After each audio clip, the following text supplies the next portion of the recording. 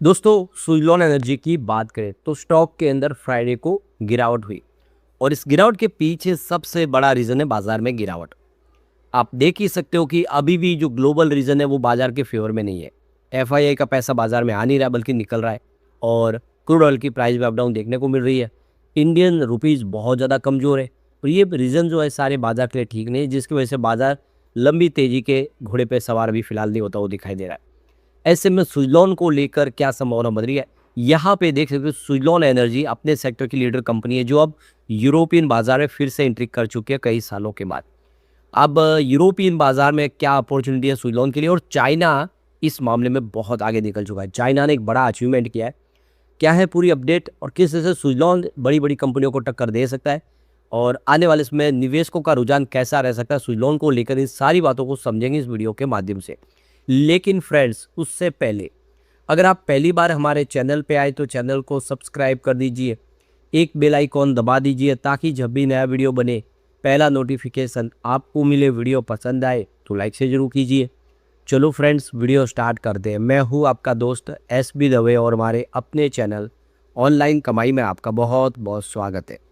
सबसे पहले बाजार की बात कर ले तो देख सकते हो कि बीएसई सेंसेक्स में 77,328 के स्तर पे आप देख सकते हो कि क्लोजिंग देखने को मिली 516 पॉइंट की गिरावट के साथ, यानी 0.66% गिरा बीएसई सेंसेक्स। थर्सडे की क्लोजिंग देखिए 77,844 के स्तर पर थी और यहाँ पे कमजोरी के साथ 77,631 पर स्तर पे शुरुआत हुई और ये गिरते हुए आप देखें 77,146 तक आ गया। इसका मतलब ये है कि बाजार में अभी भी दबाव काफ़ी बाकी है। जो हाई बना हुआ बाजार का वो है 86,000 का और इस समय अगर आप देखेंगे तो 9,000 पॉइंट नीचे बाजार आपको देखने को मिला अपनी ऑल टाइम हाई से। सुज़लोन एनर्जी की बात करें तो 54.90 पर क्लोजिंग थी, 1.35% की यहाँ पे गिरावट देखने को मिली। तो थर्सडे की 55.65 पर क्लोजिंग थी और यहाँ पे 55.90 पर पॉजिटिव शुरुआत हुई। अब ये देखें तो यहाँ पे बाजार इससे आगे बढ़ नहीं पाए क्योंकि बाजार में गिरावट का माहौल था। तो आप देख सकते यहीं से गिरते हुए 54.57 पर आ गया, यानी जो 56 रुपये के आसपास पहुंचा हुआ स्टॉक था वो 54 के आसपास वापस आ गया। वैसे अभी जो तेज़ी का दौर शुरू हुआ, आप देखिए 38 से इसने दौड़ना शुरू किया, ये 58 तक गया था। अब 58 से 54 के आसपास वापस आए, लेकिन आप देख सकते हो कि ये एक प्रॉफिट बुकिंग है। काफ़ी अच्छी दौड़ भी लगाई कम समय में। जल्दी यहाँ पे फिर पॉजिटिव माहौल बनता हुआ दिखाई देगा।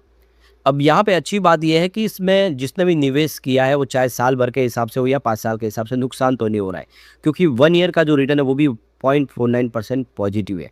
यानी आपका पैसा भले बड़ा ना हो लेकिन सुरक्षित है यहाँ पे सुज़लोन में। अगर हम बात करें 2 ईयर की तो अच्छा रिटर्न मिला है, करीब 38.29% का पॉजिटिव रिटर्न दिया है। लेकिन जिसका भी इन्वेस्टमेंट 5 ईयर के हिसाब से, 3 ईयर के हिसाब से उनको बहुत अच्छा रिटर्न मिल रहा है। 3 साल के हिसाब से इसने 535% का बम्पर रिटर्न दिया है और 4 ईयर के हिसाब से भी थोड़ा सा कम बन रही है, लेकिन 516% का ज़बरदस्त रिटर्न मिला है। और 5 साल में जिसने इन्वेस्टमेंट किया है उसको तो बहुत ही बेहतरीन रिटर्न दिया सुज़लोन ने, करीब 1074% का बम्पर रिटर्न मिला है। ओवरऑल अगर आप देखेंगे तो सुज़लोन में जिसने निवेश किया उसको नुकसान तो बिल्कुल नहीं हो रहा कहीं पर भी। ये बात ज़रूर है कि किसी ने अगर 86 रुपीज़ के आसपास खरीदारी की होगी तो फिलहाल वो लॉस में ज़रूर है यहाँ पे, लेकिन जल्दी एक यहाँ से भी बेहतर उम्मीद तो की जा रही है। अब यहाँ पे देखो कि चाइना ने तो एक नया इतिहास ही रच दिया है। चाइना ने 16 मेगावाट की विंड टर्बाइन इंस्टॉल करके बिल्कुल एक माइलस्टोन अचीवमेंट किया है। ये फ्लोटिंग ऑफशोर विंड है और इसमें चाइना ने धमाका कर दिया। पूरे ग्लोबल मार्केट में देखे तो सबसे बड़ी विंड टर्बाइन चाइना ने बनाई है। तो ये देख सकते हो कि चाइना की जो स्टेट ओन एनर्जी कंपनी है चाइना की, ये देखो कि जॉर्ज कॉरपोरेशन, उन्होंने ये कमाल करके दिखाया है। तो ये देखो कि 2 मई को इन्होंने ये पूरी की पूरी विंड टर्बाइन को इंस्टॉल कर दिया है। कैपेसिटी 16 मेगावाट की है एक ही विंड टर्बाइन की। ये देख सकते हो कि यांग जियांग जो है गंगडोंग के प्रोविजन के अंदर, वहाँ पे इन्होंने इंस्टॉल की है 16 मेगावाट की सिंगल विंड टर्बाइन। ये फ्लोटिंग ऑफशोर विंड सिस्टम के माध्यम से जो 70 किलोमीटर ऑफशोर विंड में दूर इसको वाटर के अंदर इसको सेट किया गया। अब आप देख सकते हो ये एक विंड टर्बाइन ने एक बिल्कुल दुनिया के अंदर सबसे बड़ी विंड टर्बाइन, 16 मेगावाट की एक अकेली विंड टर्बाइन, और ये विंड टर्बाइन बहुत बढ़िया विशालकाय है। इस विंड टर्बाइन की खासियत अगर देखें तो 44.65 million kilowatt electricity annually generate करेगी, जिसके माध्यम से 24,000 हाउस होल्ड को बिजली मिल सकती है साल, पूरे साल। ये सबसे बड़ी बात है। यहाँ पे देखिए जो यूरोपियन बाजार में जनरली देखें तो 8 से 10 मेगावाट तक की विंड टर्बाइन है अभी भी, यानी हाईएस्ट 10 मेगावाट की है। चाइना ने 16 मेगावाट तक पहुंचा दिया है। तो जो फ्लोटिंग सिंगल विंड टर्बाइन है वो 10 मेगावाट है। तो इसमें देखें तो ये 10 मेगावाट की जो इनकी विंड टर्बाइन है वेस्टर्स विंड टर्बाइन की तरफ से इंस्टॉल की गई है फ्लोटिंग यूरोपियन बाजार में फ्रांस के अंदर, ये सबसे हाईएस्ट है। लेकिन अब उसका रिकॉर्ड भी तोड़ दिया है। तो देख सकते हो कि जनरली 8 से 10 मेगावाट तक की विंड टर्बाइन थी यूरोप के बाज़ार में, और यूरोपियन बाज़ार में ही अब सुज़लोन ने भी एंट्री कर ली है।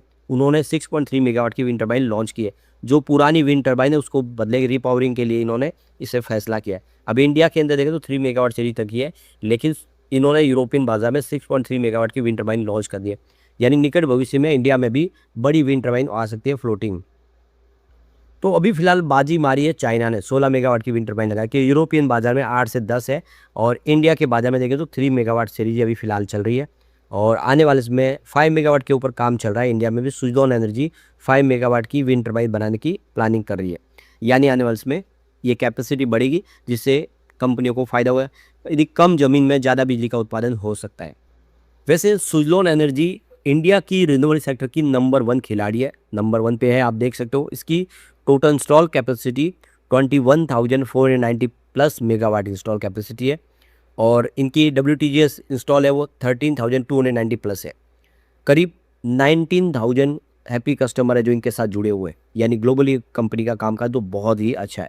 अब यहाँ पे अगर हम देखें मार्च महीने की बात करें तो प्रमोटर की होल्डिंग 11.73% पर है, जो अनचेंज है। यहाँ पे प्रमोटर की होल्डिंग थोड़ी कम है, जिससे लोगों को चिंता जरूर होती है। लेकिन आने वाले समय स्थिति बदलेगी तो फिर प्रमोटर भी अपने पैसे का इस्तेमाल करके अपनी होल्डिंग को जरूर बढ़ाएंगे। FI ने अपनी होल्डिंग इंक्रीज कर दी है। 23.73% की होल्डिंग थी, जो 23.85% की है मार्च में, और पिछले कई क्वार्टर से FI पैसा बाजार में लगाए। लेकिन यहाँ पे इनकी जो टोटल FI की संख्या थी वो कुछ कम हुई है। 773 पहले दिसंबर क्वार्टर में, जो मार्च में 771 हुए, 2 FI कम हुए, लेकिन निवेश बढ़ा है। म्यूचुअल फंड की बात, उनकी भी होल्डिंग इंक्रीज हुई है। 4.82% होल्डिंग थी, जो बढ़ के 4.87% हो चुकी है मार्च में। लेकिन उनकी भी संख्या डिक्रीज हुई। पहले 34 म्यूचुअल फंड निवेश करते, अब वो 30 है, 4 कम हो गए।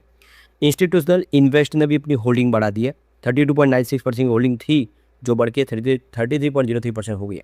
अब सवाल यही निकल के आता है कि अगर FI ने होल्डिंग बढ़ा दी है, म्यूचुअल फंड ने निवेश बढ़ा दिया, इंडिया के जो बड़े बड़े DI है उन्होंने होल्डिंग बढ़ा दी है, तो निवेश किसका कम हुआ? नेचुरली रिटेल इन्वेस्टर कम हुआ। यानी रिटेल इन्वेस्टर डर के पैसा अपना यहाँ पे निकाल रहे हैं, अपना निवेश बेच रहे हैं, और वही सारे शेयर बड़े फंड हाउस खरीदा रहे हैं। यही पे गलती करते हैं रिटेल इन्वेस्टर। जहाँ कमाने का मौका आता है वो निकल जाते हैं, और फिर बाजार को गाली देते हैं, उनको कुछ मिला नहीं। अब यहाँ पे सुज़लोन एनर्जी पे मोतीलाल ओसवाल को बहुत ज़बरदस्त भरोसा है। उन्होंने 1.05% की होल्डिंग ली हुई है। तो ये Motilal Oswal Nifty India manufacturing ETF की तरफ से निवेश किया हुआ है। किसी भी निवेशक का जो निवेश अगर 1% से ऊपर हो जाता है तो उसका नाम शेयर होल्डिंग पैटर्न में आ जाता है। तो यहाँ पे मोतीलाल ओसवाल का नाम दिख रहा है, क्योंकि उन्होंने होल्डिंग काफ़ी बड़ी ली हुई है 1% से ऊपर। इसे बात क्लियरली समझ में आ रही है कि ये स्टॉक में वो पोटेंशियल है कि आने वाले इसमें बेहतर कर सकता है, लोगों को फ़ायदा पहुँचा सकता है। तो डरने वाली बात नहीं है। बड़े निवेशक जो है अगर इसमें दाव लगा रहे हैं तो छोटे निवेशकों को भी उनको अनुसरण तो करना चाहिए, और आने वाले समय ये स्टॉक कमाल करेगा, ऐसा लग रहा है बिल्कुल। वैसे इस समय बाजार की स्थिति ठीक नहीं है, आपको पता ही होगा, बाजार कमज़ोर है, और ऐसे में सुज़लोन भी अकेला दौड़ नहीं सकता। जैसे बाजार का साथ मिलेगा सुज़लोन बेहतर करेगा, निवेशकों को फ़ायदा पहुंचा सकता है। लेकिन फ्रेंड्स, कोई भी इन्वेस्टमेंट करने से पहले अपने फाइनेंशियल एडवाइजर से एडवाइस ले ले, या अपना खुद का रिसर्च करें, क्योंकि मैंने वीडियो आपके एजुकेशनल पर्पज़ के लिए ही बनाया। वीडियो पसंद आए तो लाइक से जरूर कीजिए और चैनल को सब्सक्राइब कर दीजिए। Thank you friends.